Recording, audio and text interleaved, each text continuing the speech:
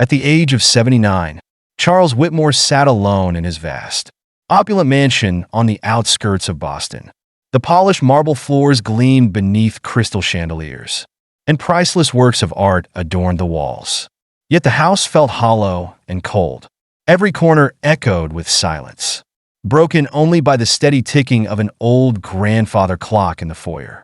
To the outside world, Charles was the epitome of success, a billionaire who had built Whitmore Enterprises into a towering empire.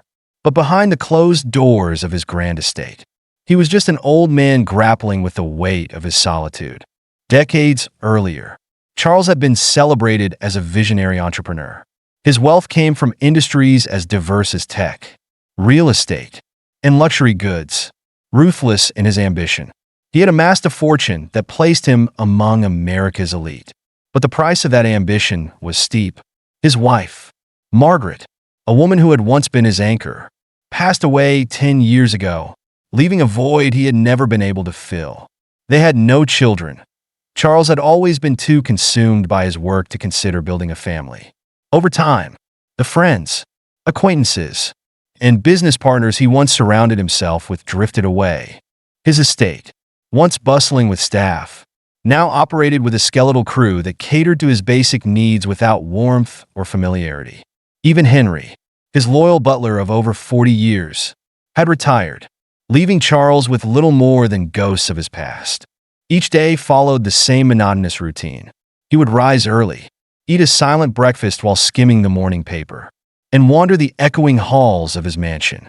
His mind often drifted to memories of Margaret, the holidays they once celebrated, the small moments of laughter they had shared.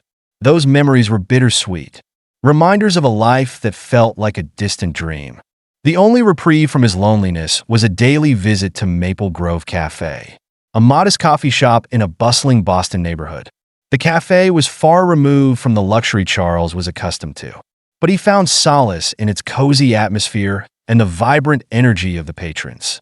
Every afternoon, he would sit by the window with a cup of coffee, watching the world go by. Couples laughed over shared desserts. Parents tended to their children, and friends exchanged stories. It was a stark contrast to his own isolation. But for a fleeting moment, he felt connected to something real. One rainy afternoon, as Charles sat in his usual spot, the cafe door opened, and a small figure stepped inside. She couldn't have been more than 10 years old. Her oversized jacket hung loosely on her thin frame, and her messy hair clung to her damp face. Despite her shivering, she walked with a quiet determination. Charles's eyes followed her as she approached the counter, clutching a handful of crumpled coins. Her voice was soft but steady as she ordered a small pizza. The cashier, a kind-looking woman, rang up the order and gave her the total. The girl's face fell as she counted her coins again, her fingers trembling. She was short, just $1 or $2, but it was enough to stop her in her tracks. The cashier hesitated, glancing at the girl sympathetically, but said nothing. Charles felt a pang in his chest as he watched the scene unfold. There was something deeply moving about her, the way she stood there, resolute yet vulnerable. He couldn't sit idly by. Rising from his chair, he walked over to the counter, pulling out his wallet. "Let me take care of that," he said, placing a bill on the counter. The girl turned to look at him, her wide brown eyes filled with surprise and gratitude. For a moment, she seemed too stunned to speak. "Thank you," she finally whispered, her voice barely audible. "Thank you so much." Charles offered her a kind smile. "It's nothing. What's your name?" "Abby," she said shyly, clutching the pizza box to her chest, as if it were the most precious thing in the world. "It's nice to meet you." "Abby," Charles said gently, "is this pizza for you?" She shook her head, her expression brightening. "It's for my mom. Today's her birthday, and she loves pizza. She hasn't had it in a long time." Charles's heart swelled as he listened to her. The simplicity of her wish, the love she had for her mother, and her willingness to spend everything she had just to bring a small joy to someone else. It all moved him in ways he hadn't expected. "You're a thoughtful daughter," he said warmly. "Your mother is lucky to have you." Abby smiled, her cheeks flushing with a mix of pride and bashfulness. "She always takes care of me, even when it's hard for her." I just wanted to do something special for her birthday. Charles felt a lump form in his throat. This small act of love from a child, who clearly had so little, was a stark reminder of the things he had lost, or perhaps never truly appreciated. After a moment, he asked, "Do you live nearby?" Abby nodded hesitantly. "Just a few streets over." Charles hesitated, then made a decision. "Would you mind if I walked with you? I'd love to meet the woman who raised such a kind daughter." Abby looked at him uncertainly, but something in his gentle expression reassured her. After a moment, she nodded, and together they stepped out into the rain. Charles held an umbrella over them as they walked through the damp streets, listening intently as Abby spoke about her mother. Her mother, Sarah, had been injured in an accident years ago and was unable to work. Abby, her only child, had taken on many responsibilities, from running errands to helping with chores. She spoke of her mother with pride and love, describing how they made the most of what little they had. Despite the hardships, Abby's words were filled with hope and resilience, her voice carrying a wisdom far beyond her years. As they reached the entrance to a modest apartment building, Abby turned to Charles, gratitude shining in her eyes. "Thank you again, sir," she said softly. "My mom's going to be so happy." Charles smiled, a warmth spreading through him that he hadn't felt in years. "I'm glad I could help. Abby, perhaps I can visit again sometime and bring another pizza?" Her eyes lit up with excitement. "I think she'd really like that," she said with a shy smile. Charles watched as Abby disappeared into the building, the pizza box still clutched tightly in her hands. He stood there for a long moment, the rain pattering softly against his umbrella. Something had shifted within him, a spark of connection, a sense of purpose he hadn't felt in decades. As he turned to walk back to the cafe, Charles couldn't help but think that this small chance encounter might be the beginning of something far greater than himself.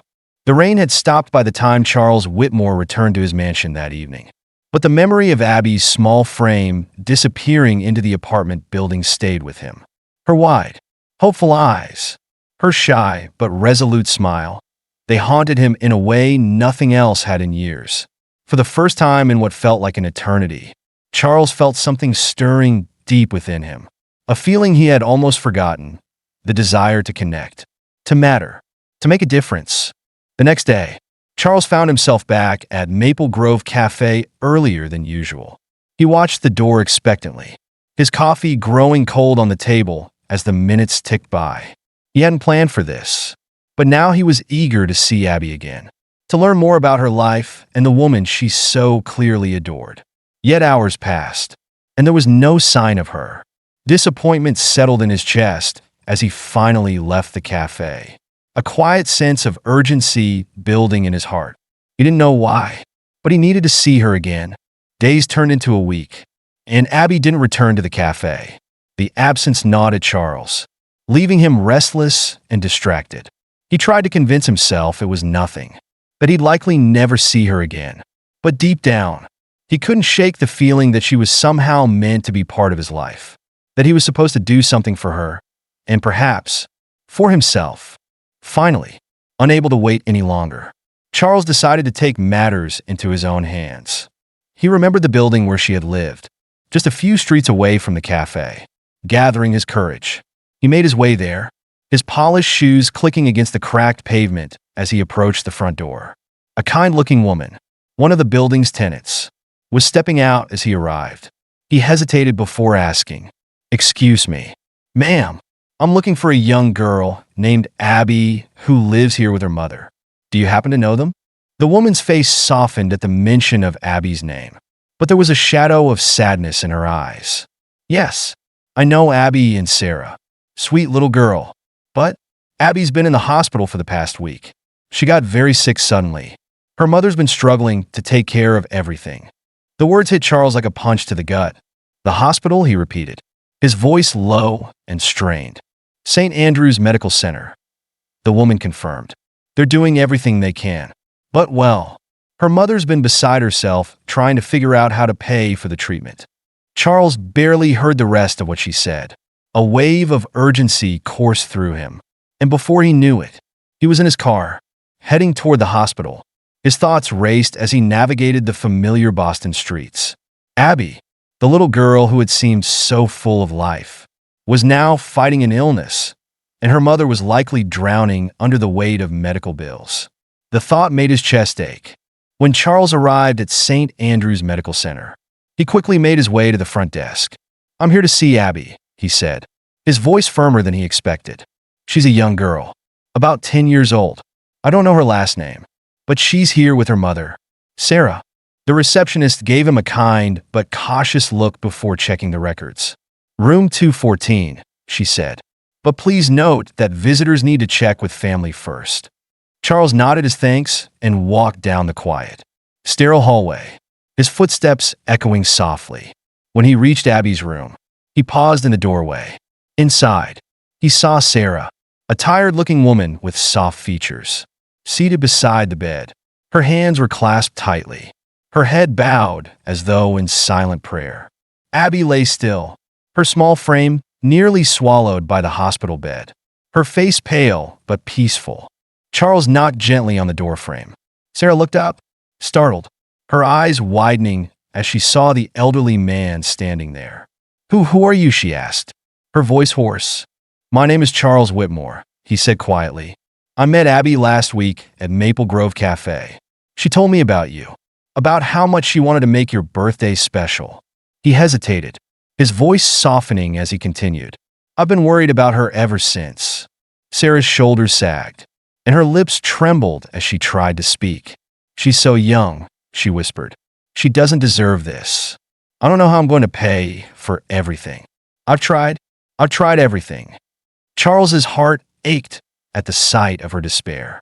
He stepped closer, his voice firm but kind. "Please, let me help. Whatever the costs are, I'll take care of them." Sarah stared at him, her eyes brimming with tears. "Why would you do that? You don't even know us." Charles took a deep breath, his own emotions threatening to spill over. "Because Abby reminded me of something I'd lost a long time ago. She reminded me of the importance of love, of family, of kindness, and because I have the means to help, and I couldn't live with myself if I didn't." Sarah's tears spilled over as she clasped a hand to her mouth, overcome with emotion. "Thank you," she choked out. "Thank you so much." Charles placed a reassuring hand on her shoulder. "Abby is strong. She'll get through this, and so will you. But you're not alone anymore." From that moment on, Charles made it his mission to ensure Abby received the best care possible. He worked with the hospital to cover her medical expenses and even arranged for a private specialist to oversee her treatment. Over the following days, he visited Abby regularly, sitting by her bedside and reading her stories to lift her spirits. When she finally began to wake, her face lighting up at the sight of him, Charles felt a joy he hadn't experienced in years. "Mr. Whitmore," Abby said one afternoon, her voice still faint but filled with warmth.